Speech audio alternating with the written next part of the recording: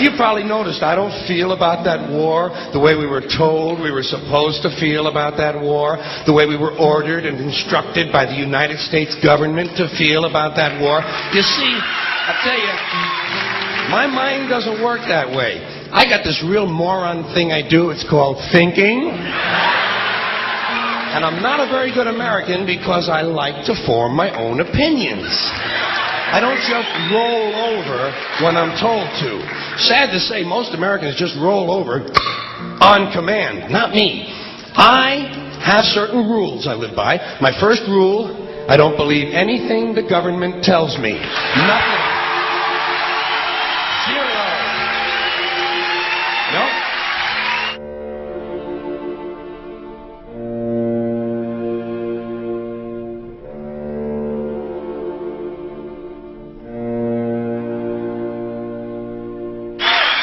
And I don't take very seriously the media or the press in this country, who in the case of the Persian Gulf War were nothing more than unpaid employees of the Department of Defense, and who most of the time function as kind of an unofficial public relations agency for the United States government. So I don't listen to them. I don't really believe in my country. And I got to tell you, folks, I don't get all choked up about yellow ribbons and American flags.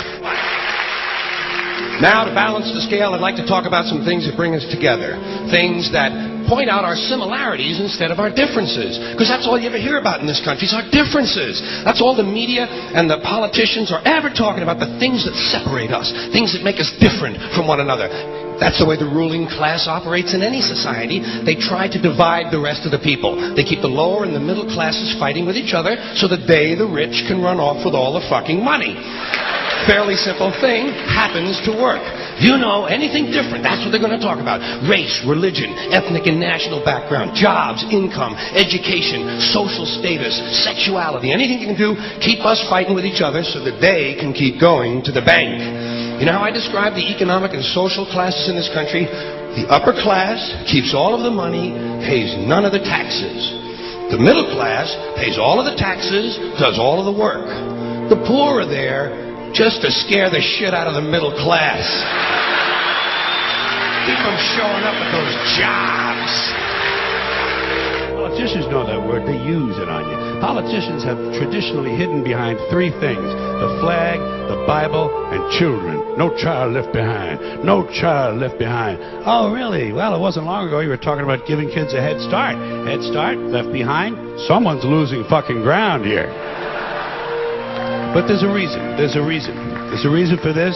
There's a reason education sucks, and it's the same reason that it will never, ever, ever be fixed. It's never going to get any better. Don't look for it. Be happy with what you got. Because the owners of this country don't want that. I'm talking about the real owners now. The big, the wealthy, the real owners, the big wealthy business interests that control things and make all the important decisions. Forget the politicians. They're irrelevant. The politicians are put there to give you the idea that you have freedom of choice. You don't. You have no choice.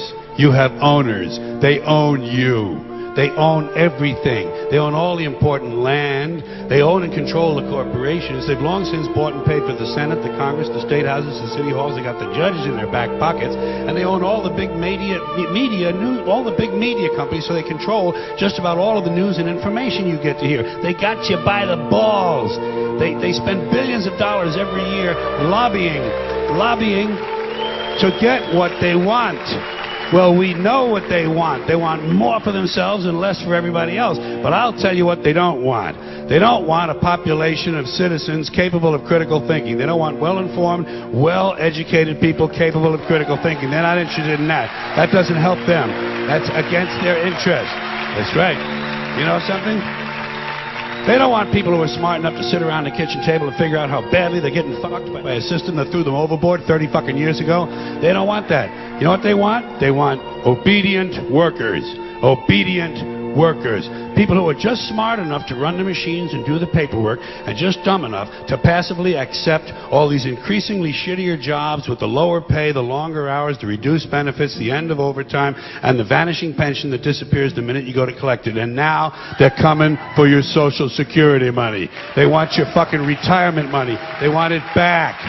so they can give it to their criminal friends on Wall Street. And you know something? They'll get it. They'll get it all from you sooner or later, because they own this fucking place. It's a big club, and you ain't in it.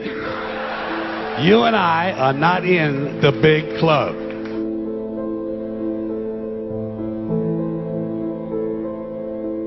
The greatest form of control is where you think you're free when you're being fundamentally manipulated and dictated to. One form of dictatorship is being in a prison cell and you can see the bars and touch them. The other one is sitting in a prison cell but you can't see the bar, you think you're free. What the human race is suffering from is mass hypnosis. We are being hypnotized by people like this. Newsreaders, politicians, teachers, lecturers. We are in a country and in a world that is being run by unbelievably sick people. The chasm between what we're told is going on and what is really going on is absolutely enormous. The greatest hypnotist on planet Earth is a oblong box in the corner of the room. It is constantly telling us what to believe is real. Historically, the control and manipulation of political opinion has been the Freemasons' main weapon in gaining control of countries and states. Once in control of the rulers and politicians of a country, laws and political structures could be changed in accordance with their agenda. However, since restricting the body does not necessarily mean restricting the mind, the Freemason recognizes that their plan for a global government hinges completely on subduing the masses to their agenda, and thus eliminating opposition to their cause. And the greatest threat to their plan, posing more danger than any army or law, is the threat of a free-thinking mind. In order to eliminate this threat and to achieve their objective, the Masons have set about the boldest plan ever devised: the complete control of every aspect of human life, your life. And the weapons they are using against you are in your very homes, entertaining you and your children, and gradually indoctrinating you without you even realizing.